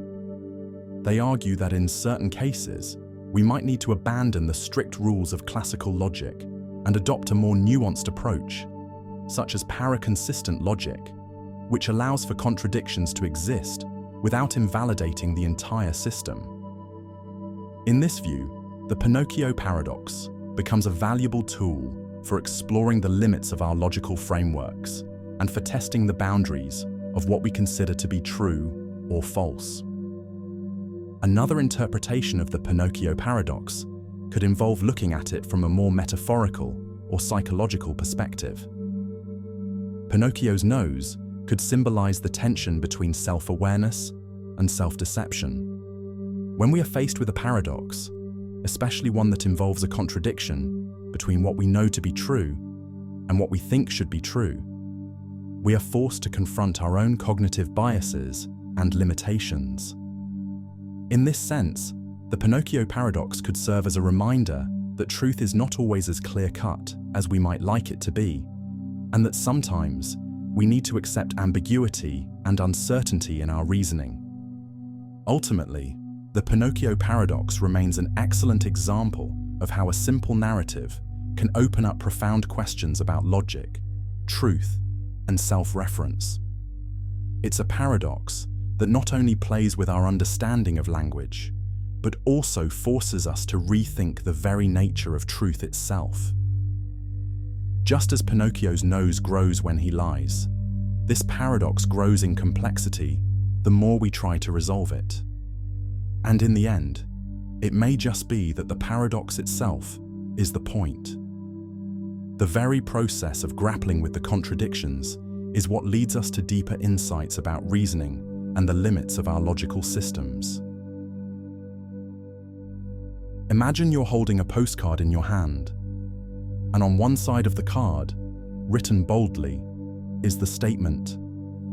The statement on the other side of this card is true. Let's call this statement A.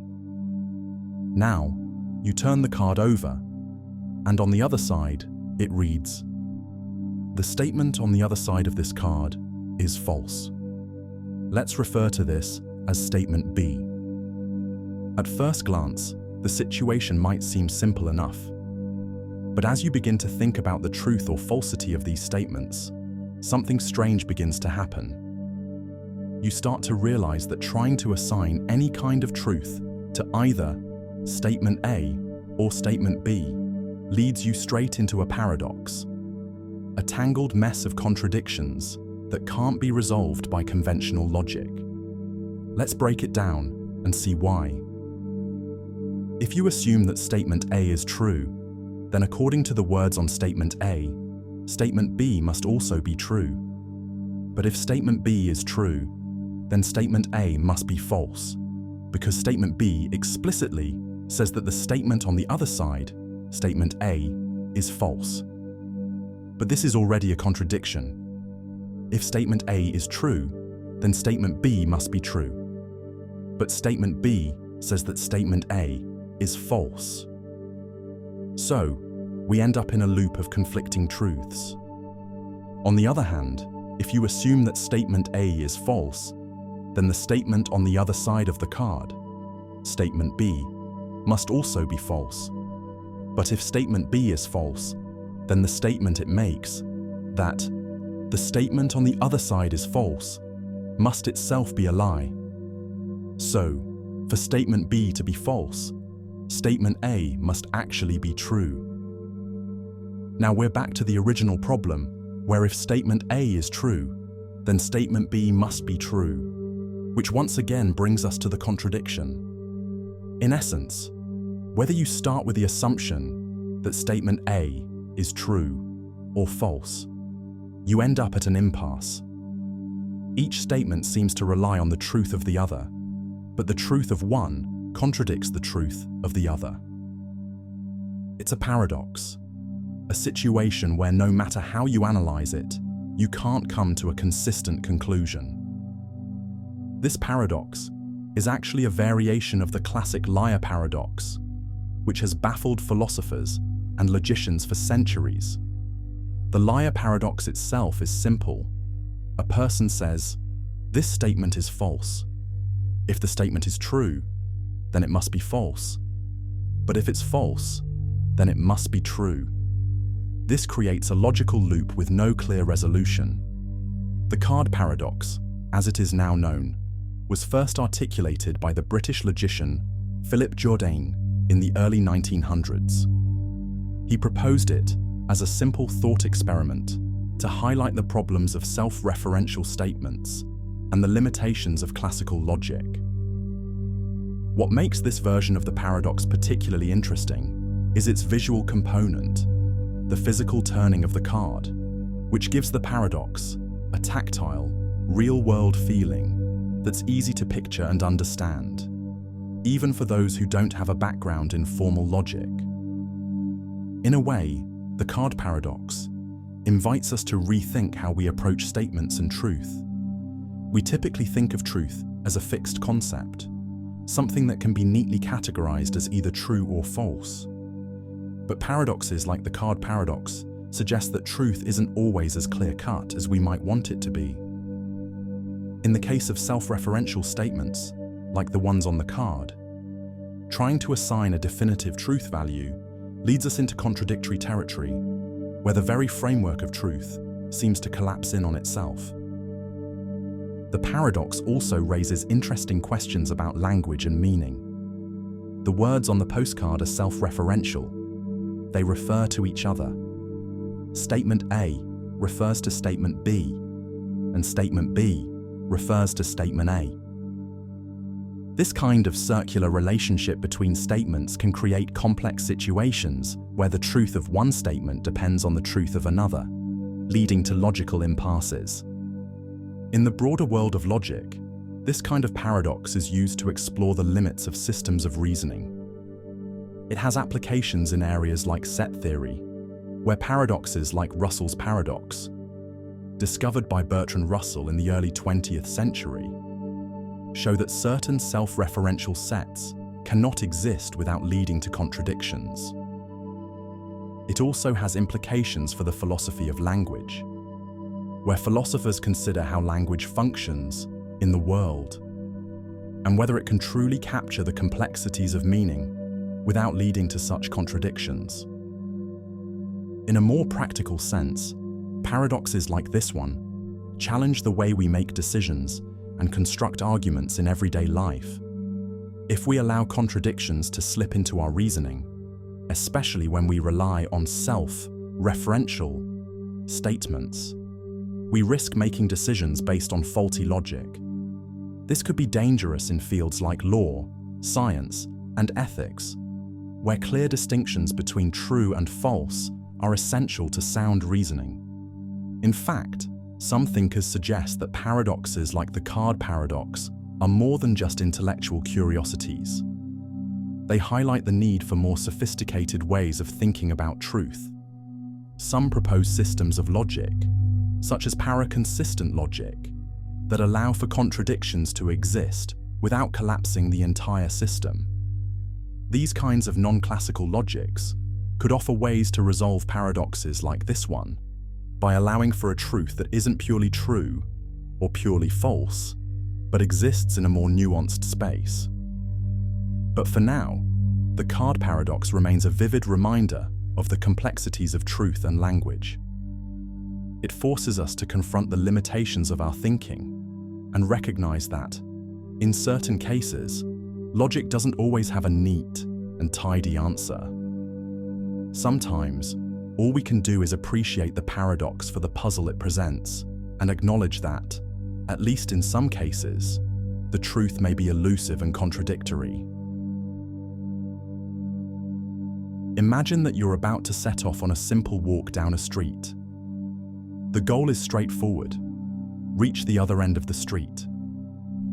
But as you begin to think about the task more carefully, you realize that, in order to do so, you must first walk halfway to your destination. That's the first step. But then, you realize that, in order to walk halfway to your destination, you must first walk a quarter of the way there.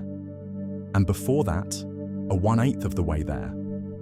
And before that, a 1/16 of the way there. And then a 1/32 of the way, and so on.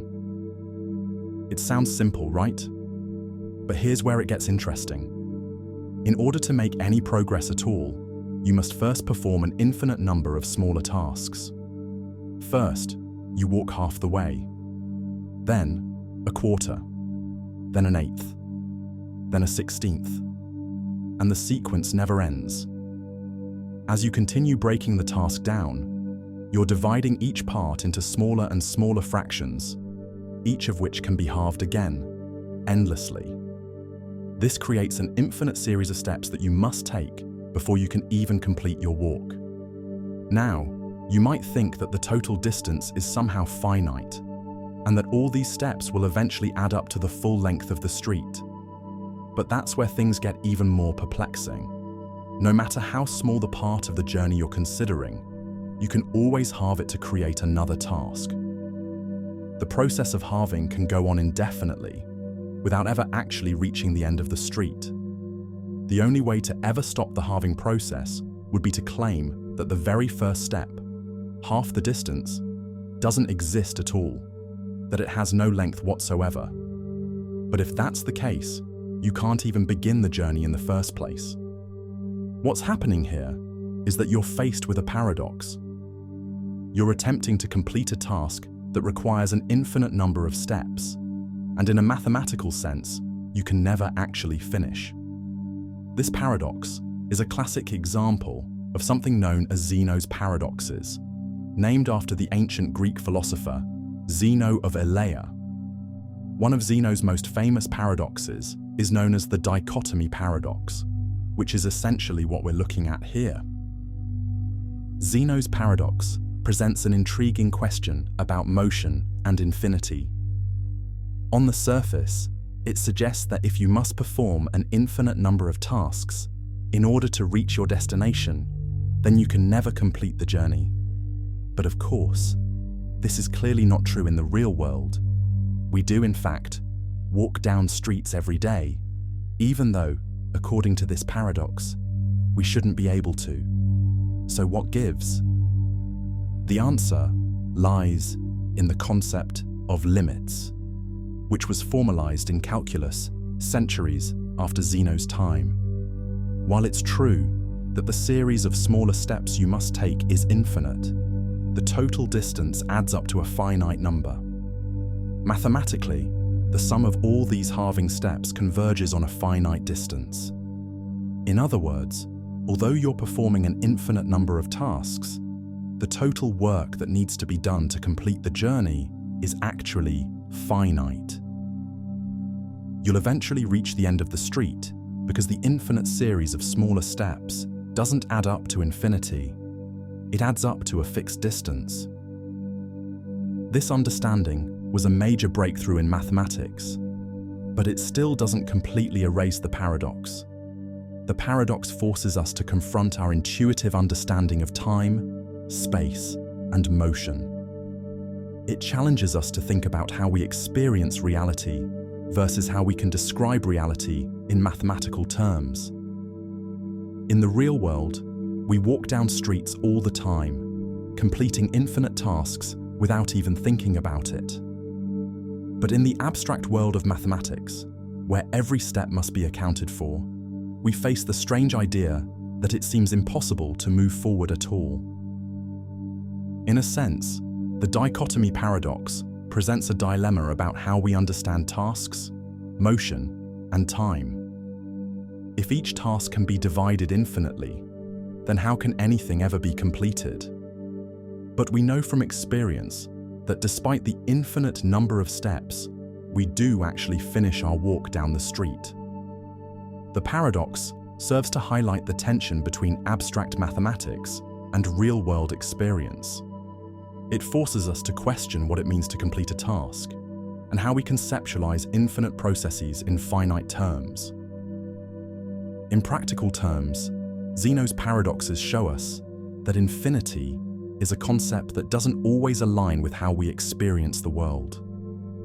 While we intuitively understand the idea of motion and the passage of time as continuous, Zeno's paradoxes challenge that intuition. They expose the fascinating tension between the infinite and the finite, between the abstract and the real. And, perhaps most intriguingly, Zeno's paradoxes continue to inspire philosophical and mathematical discussions to this day. They challenge us to think more deeply about the nature of reality, the concept of motion, and the limits of human understanding. Although we may never resolve the paradox entirely, it serves as a reminder of how our minds work to reconcile the infinite and the finite, and how we navigate the complexities of the world around us. So, the next time you set out to walk down the street, remember Zeno's paradox. You might never reach the end of the street in the theoretical sense, but in the practical world, the steps you take will lead you to your destination, no matter how many smaller tasks you've had to perform along the way. The infinite series of steps might seem overwhelming at first, but when you look at the bigger picture, the journey, no matter how many steps, is a finite one after all. The interesting number paradox is an intriguing and often debated paradox in mathematics. Though many would argue it's not really a paradox at all, it's commonly referred to as one because it upends our understanding of what it means for a number to be interesting or boring. The paradox is deceptively simple. It asserts that every number is, in fact, interesting. And not just the numbers we typically think of as being interesting, but also the so-called boring ones, which, when you stop and think about it, are ironically interesting because they are boring. So, what makes a number interesting? In this context, interesting is defined as a number possessing some unique, special property. For example, the number 1 is the first non-zero natural number. The number 2 is the smallest prime number. The number 3 is the first odd prime number. These numbers are deemed interesting because they hold significance in various mathematical contexts, from being the first of something to being fundamental in number theory. The list of interesting numbers could continue endlessly, each with its own unique trait that sets it apart from others. But then we run into a problem when we try to find the first uninteresting number. In theory, this would be a number that doesn't possess any special properties, nothing fascinating about it, and nothing that makes it stand out in the world of mathematics. But here's where the paradox kicks in. The very fact that we've encountered the first uninteresting number makes it interesting. After all, it is the first one in the sequence to lack any special properties, which makes it uniquely uninteresting. And what's unique is, by definition, interesting. This paradox can be continued indefinitely. In theory, no number can ever truly be boring, because as soon as we identify it as such, we've given it a unique, interesting characteristic: its boringness. The paradox challenges the very idea of what we consider ordinary or special in the world of numbers, turning every number into something worthy of attention. The origin of this paradox can be traced back to a famous exchange between two mathematicians, Srinivasa Ramanujan and G.H. Hardy. The two were having a conversation when Hardy mentioned that the number of the taxi cab he had recently ridden in, 1729, was, in his words, rather dull. Ramanujan, however, disagreed. He pointed out that 1729 is actually quite interesting, because it is the smallest number that can be expressed as the sum of two cubes in two different ways. 1729 equals 1 cubed plus 12 cubed and 1729 equals 9 cubed plus 10 cubed. For Ramanujan, this fact alone made the number anything but dull. The idea that 1729 is an interesting number became widely known as the taxicab number, or the Hardy-Ramanujan number. And it's a good example of how a seemingly ordinary number can have fascinating properties that make it stand out in the world of mathematics. But the deeper point is that the conversation between Hardy and Ramanujan illustrated how numbers we might otherwise dismiss as unremarkable can, in fact, hold hidden beauty, depending on how we look at them. From a broader perspective, the interesting number paradox raises interesting questions about the nature of mathematics itself. What does it mean for something to be interesting in the first place? Is interest inherent in the thing itself, or is it simply a product of the way we think about it? This paradox suggests that what we find interesting is largely a matter of perspective. While some numbers might seem unremarkable at first glance, they might be just waiting to reveal their own secrets, hidden beneath the surface. It's as if there's always something more to discover, something that turns even the most boring number into a fascinating object of study. The paradox also highlights the ways in which mathematicians and philosophers think about the infinite. Since we can continue searching for properties, patterns, and connections in numbers without end, it's easy to see how every number could eventually be shown to be interesting in some way. In fact, it's almost as if the search for interesting numbers is itself infinite, because in the world of mathematics, there is always something more to learn, always a new perspective to uncover. While the interesting number paradox may not be a paradox in the traditional sense of creating a logical contradiction, it is a thought-provoking way of looking at the infinite and at the way we assign value to things in mathematics. It forces us to challenge the notion that some numbers are inherently boring or unimportant, and instead invites us to see the world of numbers as a rich and infinite landscape, where even the dullest seeming elements hold the potential to be fascinating. This paradox might be playful in nature, but it reveals a deeper truth about the endless possibilities in mathematics, and how the simple act of looking at things from a different perspective can uncover hidden beauty in the world around us. In the end, the interesting number paradox isn't really about proving that all numbers are inherently interesting. Rather, it's a commentary on the nature of discovery, perspective, and the ever-expanding nature of mathematical knowledge. What we might once have dismissed as ordinary can, with the right perspective, be seen as extraordinary. So, the next time you encounter a number that seems unremarkable, take a moment to reflect. Perhaps it too is interesting in its own way. And even if you don't see it at first, remember that its very lack of significance might, in itself, be what makes it truly unique and worthy of attention. After all, that's the heart of the paradox. A catch-22 is a paradoxical trap, a situation so frustratingly contradictory that escape seems impossible. The term was first coined by Joseph Heller in his 1961 novel, Catch-22, where it described the circular logic that trapped military pilots during World War II. According to the novel, a pilot could only be relieved from combat duty if he was deemed insane. However, the moment a pilot applied for relief, he demonstrated concern for his own safety, clear proof of rational thinking. Since a sane person could not be excused from duty, and an insane person could not recognize their own insanity, there was no way out. The rule ensured that no one could ever escape combat, creating a perfect bureaucratic paradox, a catch-22. At its core, a catch-22 is a loop of contradictory conditions, where the solution to a problem is blocked by the problem itself. These paradoxes often arise from rules, regulations, or procedures that create impossible constraints. For example, Imagine a job posting that requires applicants to have 5 years of experience in the field.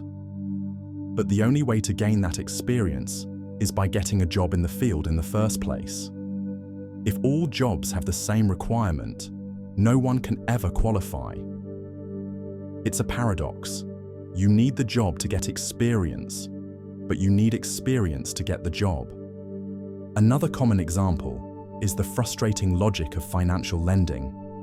Suppose you need a loan. The bank will only approve your loan if you can prove you don't need it, by demonstrating substantial income, a strong credit history, and significant assets.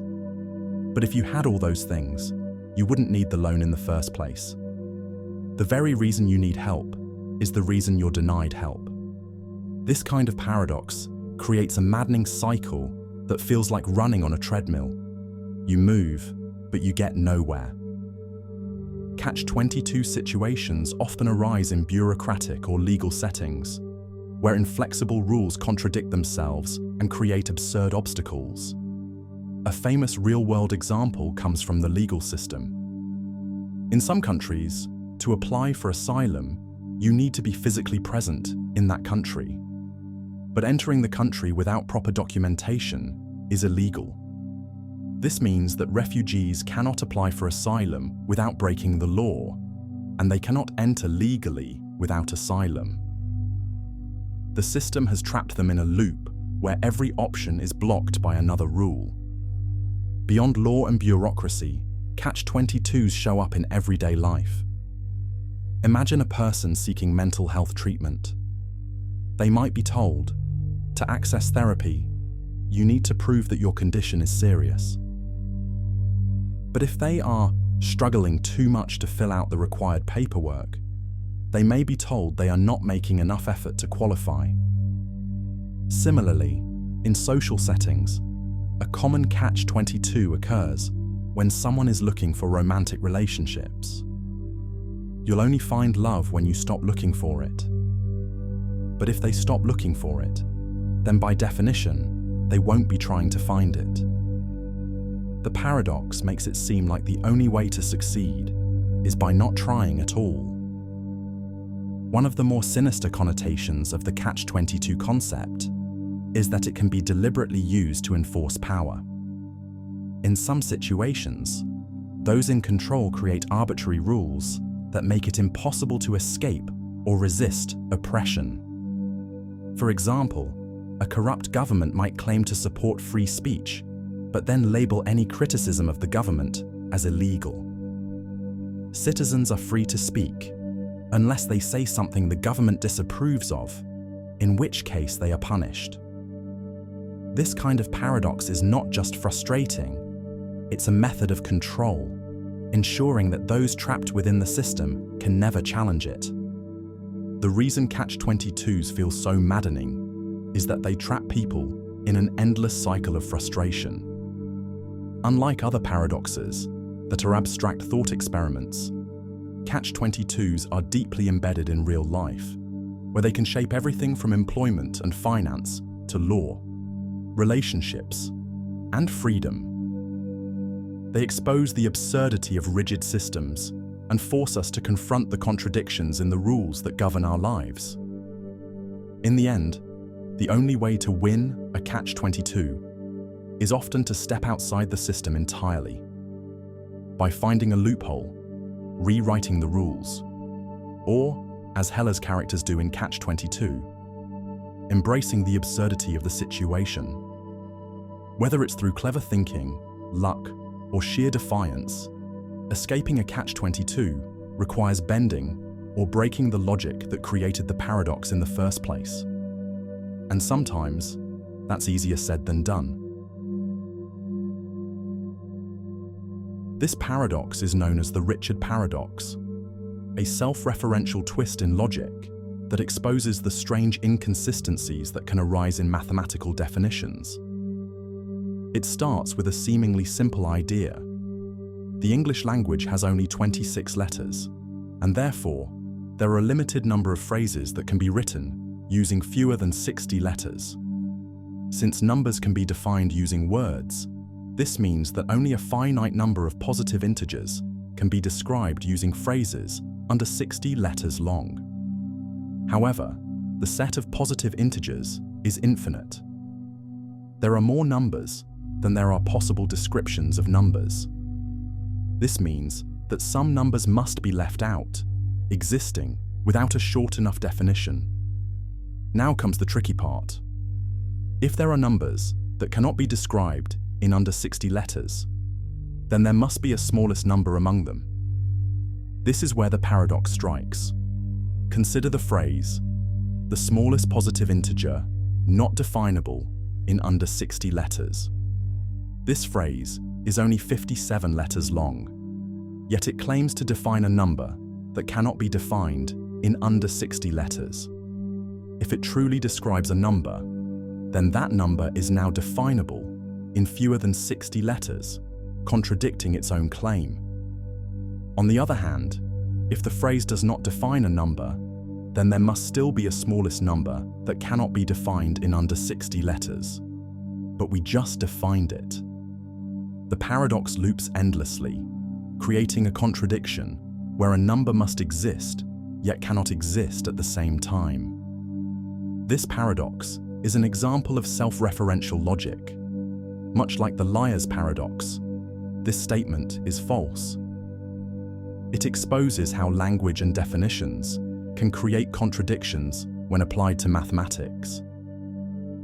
The core issue is that defining something as indefinable paradoxically makes it definable, shattering the logic on which the argument was built.